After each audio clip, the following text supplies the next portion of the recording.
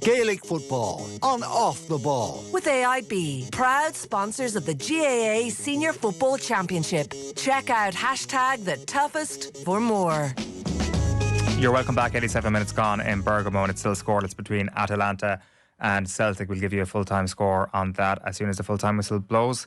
Now, Kerry's representatives on the Munster Council of the LGFA tendered their resignations earlier this week. So this was in protest at a fixtures clash. Now, this clash would have seen Kerry club Abbeydorney forced to line out without 11 of their players for their Munster Junior Club semi-final with Limerick's Mungret. That fixture is due to take place this Saturday at 1 o'clock.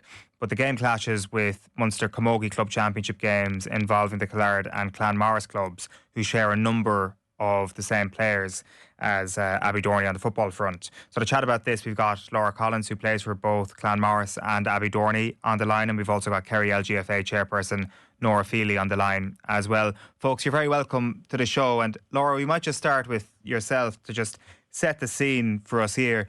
When did you realise there was an issue here, that there was going to be a very significant fixtures clash?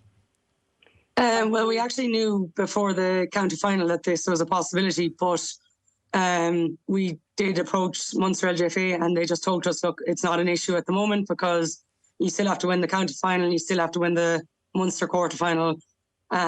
So we obviously approached them again after the county final, but it was a case of, you still have to win the Munster quarter final. So when we won that last Saturday, straight away we sent an email to say, look, this is an issue. This is a big problem. We have a lot of girls on the same team, on both the teams. And it was kind of basically see, could we organise something with Mungret to see if they would change. So it was kind of left in our own hands more so than anything else. How many players are we talking here, Laura, that are caught up in a clash? 10 players in total. So we have 11 dual players, but one of the girls doesn't play with the senior team just yet. But we've 10 players that play with Abbeydorney. Seven of them play with Killard, and then 3 of us play with Clanmorris. And the fact of the matter here is that the games literally overlap. They're a bit of a distance away from one another. This is not the case. I'm not saying the alternative is good, but the story that we're used to seeing is games within 2 hours of each other or on the same weekend. This is a literal clash. It is literally impossible for you to be in 2 places at once here. It's one of those situations. Yeah. Now, Crow Kilfinney have agreed with Killard to play at 11 o'clock Saturday morning. So at least that frees up our 7 players from Killard to play with it. But we're still in talks with Mungret at the moment to try and get them to change for us. And I think the best they're going to do is that we give up home advantage and they'll play at 4 o'clock. So it basically mean myself, Quiva and Amy would have to play in Moneygall at 2 o'clock and then try and get to Mungret for 4 o'clock to play our second game. The first game was thrown at 2 o'clock? Yeah. The second half maybe at a push, Laura, if you're absolutely belting it down the road. Mungret have been contacted over this previously in an effort to try and get them to accommodate. So they've obviously come to the conclusion that they would be willing to accommodate it if they got home advantage is obviously what I'm getting here. So they have changed their position somewhat. They've changed a little bit, yeah, but the latest they will go is 4 o'clock. Okay. They don't want to play under lights, and because we offered them the same day and everything, and just to go later that evening and play under lights, but they don't want to. They want to play in daylight. So the latest they're going to give us, I think, is 4 o'clock now. It is not agreed or anything like that because we want to actually be able to make the game. So we're trying to decide now at training tonight, is it feasible for us to be in Moneygall at 2 o'clock and be in Mungret at 4 o'clock? Yeah, well, we'll see how that turns out if it comes to that. Nora, you're very welcome to the show as well. Can you talk us through your few days here? So obviously when you learn about this, you'd be the same as Laura, I presume. It goes way back to the county final and then getting over the line at county level. This would have been flagged a few weeks ago, but this week it obviously reached the head. So can you talk us through your few days from Monday to Tuesday? I suppose from Monday to Tuesday, I just felt as the chair of the Kerry LGFA that I didn't really have a choice but to show my support, as in so that my remit always is to the clubs in Kerry.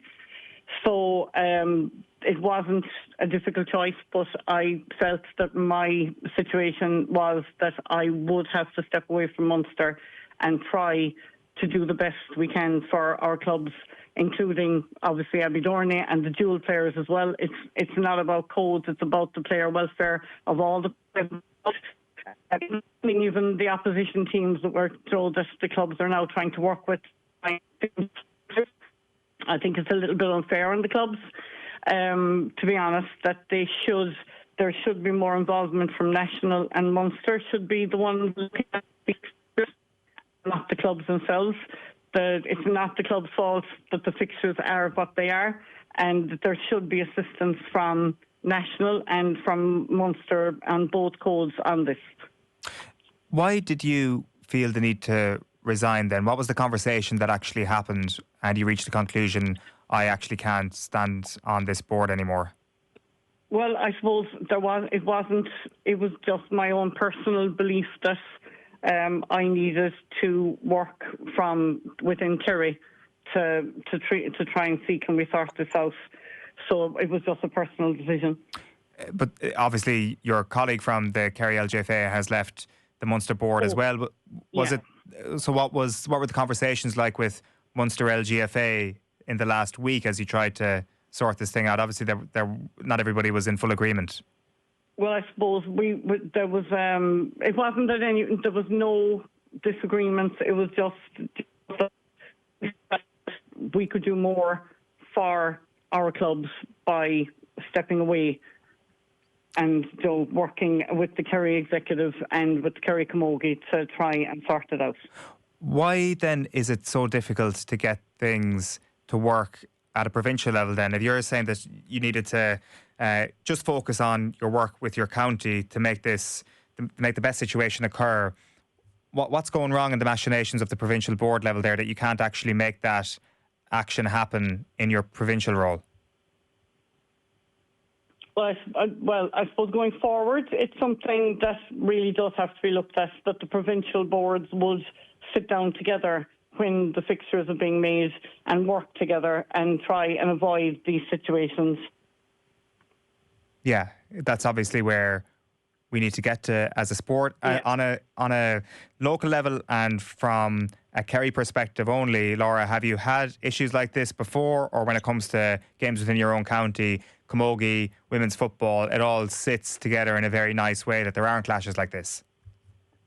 To be fair, I don't think the only time I've really come across it was when I was playing both codes for the county, and it clashed one day. In both games were actually home games, but they were so far apart I couldn't make both. One was in Rathmore and one was in Tralee, and they were the same time, and it was quite frustrating. And making that decision, the whole week that leading up to that game, and it wasn't even, it was probably start to championship, or I can't even remember what it was now, but it was just the lead up. I was so stressed. I couldn't decide. I didn't know where to go, and I just felt I was letting down both sides. No matter who I chose, I was going to let someone down. And I did get backlash over that time, and I didn't, it turned me off the sport for quite a bit, and I didn't want to play, and I definitely didn't want to put myself in that position ever again. So I was never a great footballer anyway, but I stuck with the county, then with the camogie, and it was easier. But within the county itself, I don't think we ever end up clashing. Not for championship games anyway. I don't think I've ever had the issue within the county of where my game is the same night, and any time it has, the other clubs have been very, I suppose, accommodating and allowing the day to change, and the county board have no issue with date change once it's played before a certain date. So we've never had clashes, and we've never had to lose players over it. You mentioned the backlash that you got over that situation. Where did that come from? More the coaches than anything else. I suppose I sent a message to my teammates in a chat just to say, look, I had picked this team. I didn't know what to do really, and I felt I went with the team that I had more chance of getting the most game time out of, really. But the coaches just weren't impressed that I was talking about football the night before a camogie game, and I was talking about camogie night before a football game and, this kind of stuff. But I was like, it has to come to that. Like, what was I supposed to do? When it came down to it, it's your decision, and it's very hard to make that decision 3 days out. Even this weekend, if we have to decide, it'll probably be Saturday morning before we actually make a decision on which one we're going to play. What do you think is the best solution in terms of this weekend in isolation then? It's very frustrating. Like, there's a long weekend there. There's very Saturday, Sunday, Monday. Like, it's very easy to push out a game. But now we have approached Moneygall. Unfortunately, they were unable to accommodate an earlier time. And they apologise for it and everything. But like, I think it's very unfair to expect girls to play 2 Munster semi-finals in one day. And it shouldn't come down to the clubs. This should have been a Munster role. It should have been sorted at Munster level. The clubs shouldn't have to come down and say, well, we're going to accommodate you. You don't know if you're in that position. Would you be accommodating? Would you not? Like, we can't really turn it back on the clubs, but it's just very unfortunate that we're in this situation. And I've gotten messages from both teammates, from Abbeydorney, from Claremorris, and they're all just supporting us through it. And they're telling us that, whatever decision you make, we're going to back it. Whether you're playing with us or playing with the other team, we're going to back it. So, it's very nice for them to hear that from them, and just, to know that support is there and they have your back. And even if you're not going to be lining out beside them, that they're still okay with it. And there's not, there isn't going to be that backlash. I think things have gotten a bit better when there's so many of us in the same position. It's a different story, Yeah, and as Nora had mentioned a moment ago, it's a very, very difficult situation for all of the clubs involved in this. And that includes Mungret as a club as well. Like, we should say that we've got a text in from John Horgan, who's the manager at Mungret, to say that they agreed to 4:30 on Saturday at home, as it's actually closer to Moneygall than Abbeydorney, in the hope that their camogie could be played earlier, which was a mutual agreement with Abbeydorney LGFA secretary. So we should just put that on the record. And Mungret are in a difficult position here as well, when they're not to blame for the genesis of this at all. It is the powers that be. And once again, Laura, it's a conversation that we seem to be having every single year there. We did a piece last year with a couple of the voices from Na Fianna in Meath, that as soon as they got out of their own county and they had to play Leinster Championship games, they ended up with matches in the same weekend, matches in the same day. Why do you think it is a constant battle with regards to women's football and camogie to ensure that players can play both for club? I genuinely don't know. Like, it seems to be so easy. Like, the Tipperary champions are playing every second weekend. They won the football, they won the hurling, and they're playing every second weekend for the men. And I don't understand why we can't do it, or even we're okay with playing Saturday and Sunday. We're not. We get recovery in within a day if we need to. But like, I don't understand why they needed to fix the 2 games on the one day, especially when it's a long weekend. They had Sunday and Monday. And as far as I know, the camogie was ratified before the football, but I could be corrected on that. And like, I just don't understand why we needed to fix the 2 Munster semi-finals on the exact same day. It makes no sense. Yes, there might have never been an issue. You mightn't have girls on the same teams, but like Temple Toohey that we beat in the Munster quarterfinal would have been in the same boat as us, because they actually play with Moneygall as well. So they would have been in the same issue if they had proceeded out of the Munster quarterfinal as well. So it's very frustrating. Like, we're coming from very small villages. Kilmiley is tiny. Ardfert isn't much bigger. Abbeydorney is small. They're not massive villages where we can pool of players to pull from. Without our 10 players on the Abbeydorney team, we don't have a team. Without 3 players on Claremorris, we don't have a team. We played the All-Ireland final last year with 17 players. You take away 3, you're already down to 14.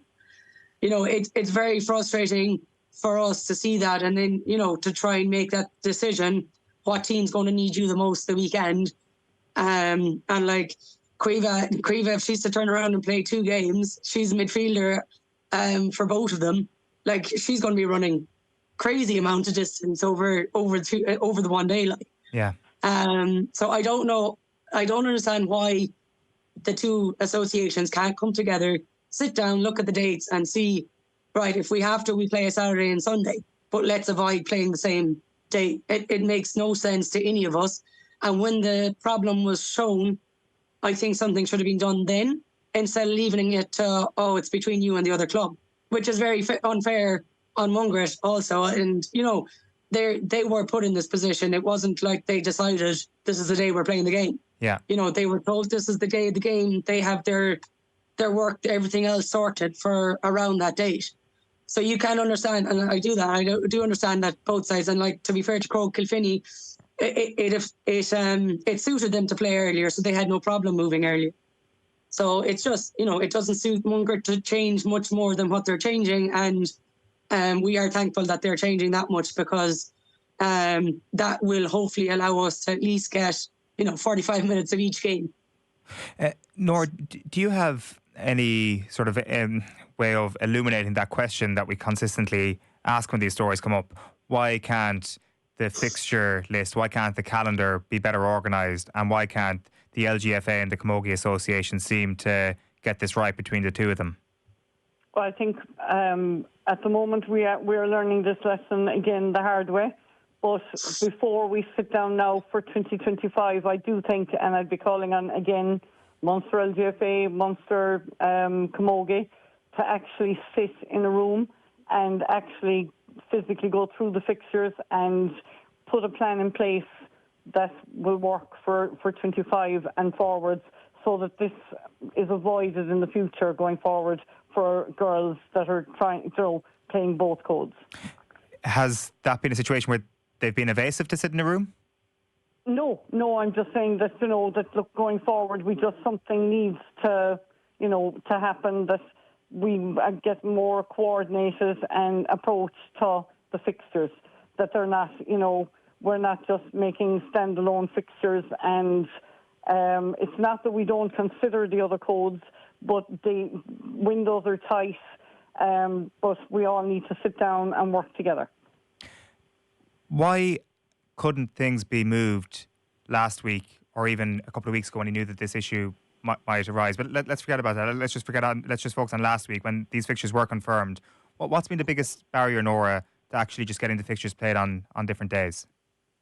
Well, I suppose clubs will have planned, you know, because they have had their dates, they will have planned around those dates, and there are times when clubs aren't available. So you know, we just, it's at the moment, it is what it is. We've got to try and work it out.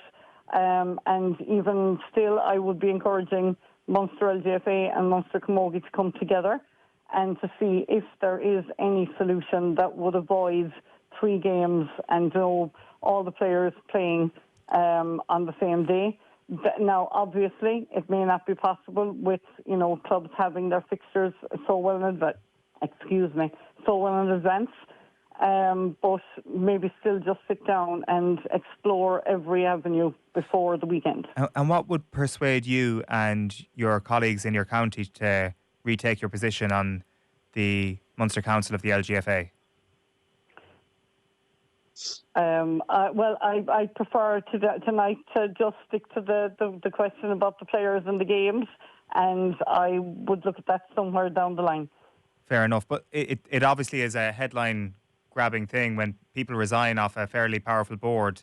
The question has to be asked as to, you know, why really was that the case, and how can Kerry representation be back on that board? Because, I mean, you're one of only 6 counties represented on the board, so it's a significant enough percentage. I'd worry, Nora, that we're not seeing something here that the person listening to this doesn't fully understand, and I'd include myself in that, as to why we can't see this clear path for you going back onto that board. Both. I'm not saying that there isn't, that there isn't. Obviously, there's a full Munster executive, but there's also, you know, a full delegates from each county that go to each meeting and that contribute just as much to the board. So there would always be opportunities to be involved. Grant, I'm struggling to understand where exactly the issue lies, or with whom the issue lies. Like, is it with your Camogie colleagues at Munster level? Is it with your fellow Munster football colleagues? I'm just trying to get to the proper genesis of why you would resign, when obviously the fixture issue is a big problem, but resigning from the board, I'm not connecting that to the fixture problem here, nor if that makes any sense. I suppose, look, again, it was just a decision that I had made just that because we had committed to our county at our own AGM last year that our clubs would be our main priority, and that's where my focus was for this now. Okay. Just one other thing I wanted to put to you before we go. I mentioned Nafina, the club that we were speaking to last year, on pretty much the exact same story in Leinster coming from Meath, and they've released an open letter to the LGFA and Camogie Association. Rebecca O'Keefe is the author of the letter, and some of the signatories that they've got on this go from Breed Stack to Anya Wall, majority of the Meath County LGFA and Camogie Associations, Michael Ryan of Waterford, Nick Fitzgerald, Graham Geraghty, James McCarthy, Oisin McConville, Mickey Burke. They say, while we welcome and support the integration plans in 2027, our main focus throughout this has been the unification of the LGFA and Camogie Association. Laura, do you think that is possibly the first step in all of this? Integration is obviously the end goal, but actually getting unification of LGFA and Camogie before the umbrella of the GAA is put up? I think so. I think it needs to be done sooner rather than later. Like, it's very obvious that they're not working together this weekend alone, and it's not the first weekend. We're not the first teams it's happened to.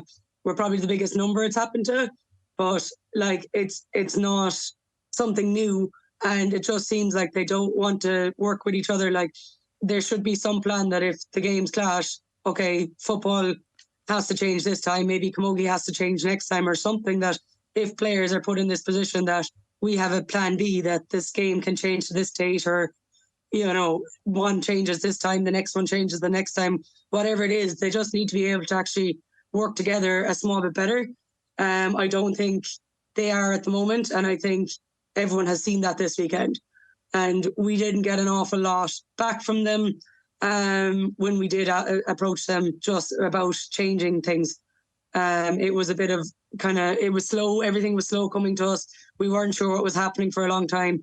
And when we were told basically to try and sort this between us and the other teams, we felt very let down that they weren't willing to help us out there and, help the 10 players that, have given pretty much their whole life to GAA and LGFA and Camogie, and there's girls there that we're training. Like, I'm a little bit late for training at the moment, but we're training 4 or 5 nights a week. We're Tuesday, Thursdays with football, Wednesdays, Fridays with Camogie, and then Saturday, Sunday, whatever the game is, and training the next morning. We played the Munster quarter-final Saturday, turned around and trained for Camogie Sunday morning. And then to be let down like this, to say, well, now you have to just make a decision and that's it.